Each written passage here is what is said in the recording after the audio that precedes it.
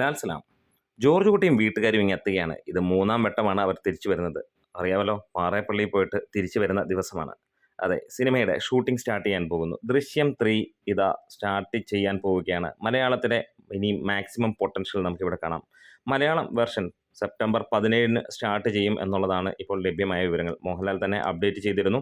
20-ാം തീയതിയോടെ start ചെയ്യും. 42 ദിവസമാണ് സിനിമയുടെ ഷെഡ്യൂളായി പറഞ്ഞിരിക്കുന്നത്. അത്ര ദിവസം മതി എന്നുള്ളതാണ് പറയുന്നതും.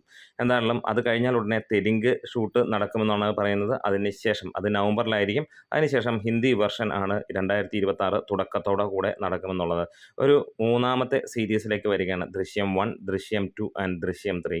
ആദ്യ വെർഷൻ നമ്മളെ ഞെട്ടിച്ചതാണ്. രണ്ടാമത് നമുക്ക് OTTയിൽ വന്ന് പിന്നെയും ഞെട്ടിച്ചുവെങ്കിൽ ഇക്കുറി അത് അതിൻ്റെ മുകളിലേക്ക് പോകുന്ന ഒരു സംഭവമായിരിക്കും എന്നുള്ളതാണ്. അങ്ങനെയാണെങ്കിൽ ദൃശ്യം 4ഉം വരുമെന്നുള്ള കാര്യമാണ് നമുക്ക് അറിയാൻ കഴിയുന്നത്.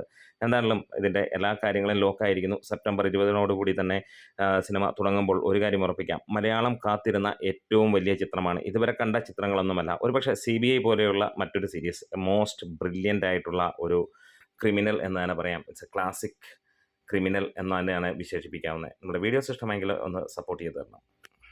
അപ്പോൾ ഒരു ചോദ്യം കൂടെ, നിങ്ങൾക്ക് ഏത് വെർഷനാണ് ഇഷ്ടം? 1 ആണോ, 2 ആണോ, അതോ വരാൻ പോകുന്ന 3 ആണോ? അതുകൂടാതെ മലയാളം കൂടാതെ പല ലാംഗ്വേജുകളിൽ ഇതുണ്ട്.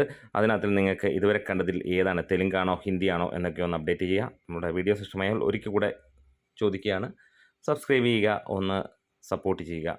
ലാൽ സലാം.